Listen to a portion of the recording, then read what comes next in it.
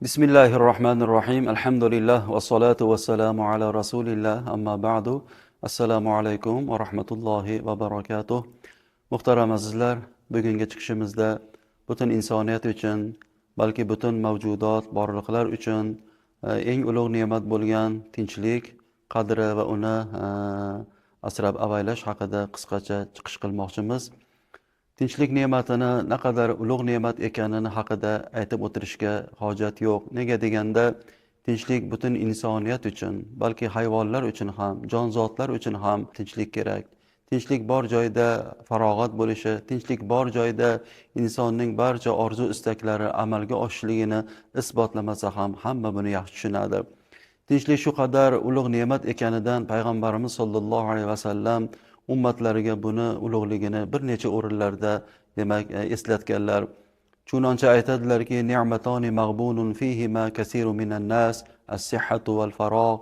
Ikkita buyuk ne'mat bordirki, odamlarning juda ko'plari bu ne'matdan bexabarlar, ya'ni unga beparvodurlar dedilar.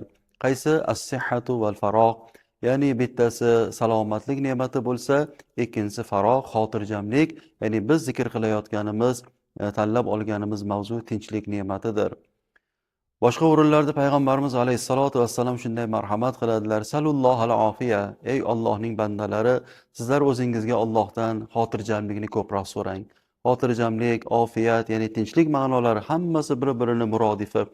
O'zingizga Allohdan ofiyatni ko'proq so'rang. Nega? Fa inna ahadakum lam yu'ta ba'dal imani afdala minal ofiya. Chunki sizning birortangizga iymon ne'matidan keyin xotirjamlikdan-da ko'ra, tinchlikdan-da ko'ra ortiqroq ne'mat berilmaydi deya marhamat qilganlar. Demak, ma'lum bo'lmoqdaki, muhtaram azizlar, tinchlik bu nima degani? Tinchlik bu insonning hayoti, tinchlik bu insonning umri, tinchlik bu insonning dunyosi. Inson hayotda qachon rohat topadi? Tinchlik bo'lsa, qachon dunyoda orzu havaslari uchun intilib yashaydi? Tinchlik bo'lsa, qachon ilm, ma'rifat hosil qiladi? Tinchlik bo'lsa, qachon ma'naviy kamolot hosil qilish yo'lida harakat qiladi? Tinchlik bo'lsa, qachon oila quradi? Qachon farzand topadi? Qachon ularning baxti iqboli uchun yelib yuguradi? Qachon o'zidan yaxshi zurriyotlarni xalqqa, jamiyatga qoldiradi? Qachoniki tinchlik bo'lsa-da. Tinchlik bo'lmagan joyda oila qurish ko'ngilga sig'adimi? Tinchlik bo'lmagan joyda, notinchlik bo'lgan joyda ro'zg'or qilish ko'ngilga sig'adimi? Bolasini g'ami u yoqda tursin, ayolining tashvishi u yoqda tursin, o'zini joni halakda bo'ladi-yu. O'zini g'ami tashvishi uni mashg'ul qiladi-yu. Bola chaqasiga non topish u yoqda tursin, o'zini qornini to'yg'azish ham yuragiga sig'maydigan bir muhitda, bir vaziyatda, ya'ni notinchlikda hayotning lazzati, hayotning rohati, jamiyatning bir istiqboli, dunyoga keltirilishdan ko'zlangan oliy maqsad insonni o'zidan bir yaxshi nom qoldirish kabi oliyjanob maqsadlar qachon hosil bo'ladi? Qachon sig'adi? Mutlaqo muhtaram azizlar. Demoqchi bo'lganimiz, qaysi yurtda obodlik bor, demak tinchlik bor. Qaysi yurtning avlodlari solih, demak ularda tinchlik bor. Qaysi yurtning avlodlari ilm, ma'rifat egallab buyuklarga, ulug' allomalarga munosib voris bo'lyapti.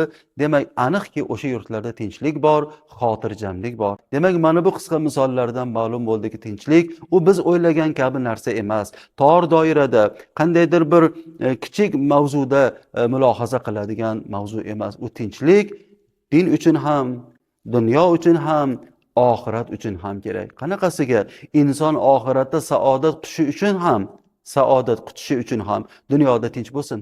Chunki tinch bo'lmagan odamni ibodat qilish ham yuragiga sig'maydi. Tan olish kerak.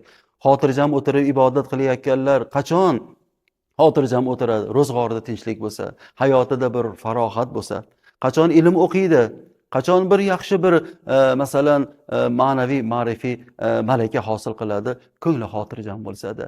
Demak, dunyodagi tinchlik nafaqat dunyo uchun, oxirat uchun ham, ya'ni oxiratning nima deydi, saodati uchun ham, oxiratning ulug' bir sharaflariga ega bo'lish uchun ham albatta tinchlik kerak. Keling, shunday bo'lsa muhtaram azizlar, Alloh taborak va taolo udkhulu fis-silmi kaffa. Ey iymon keltirganlar, barchalaringiz tinchlik, omonlik dini bo'lgan islomga barobar kiringlar degan oyatlar taqozosicha Robbimizdan o'zimizga, yurtimizga, xalqimizga tinchlik, omonlik, ofiyat va xotirjamlik so'raylik va xususan bugun dunyoning bir qancha mamlakatlarida qancha xalqlar bu bizga berilgan ulug' ne'matdan mahrum bo'lib, vatanlaridan judo bo'lib, yeyishga non topolmasdan, non topsa yeyishga imkon, farog'at topolmasdan yurgan barcha dunyoning xalqlariga ham Alloh taolodan tinchlik, omonlik, bu umuman kurrai zaminga ofiyat va xotirjamlik so'rab duolarni ko'paytiraylik. Ulug' kunlarda Alloh taolo duolarimiz ijobat, o'zimizga ham, xalqimizga ham, dunyo mo'min musulmonlariga ham amn va amonlikni Xudo ziyoda qilsin u hargiz ham kam qilmasin. Vassalomu alaykum va rahmatullohi va barakatuh.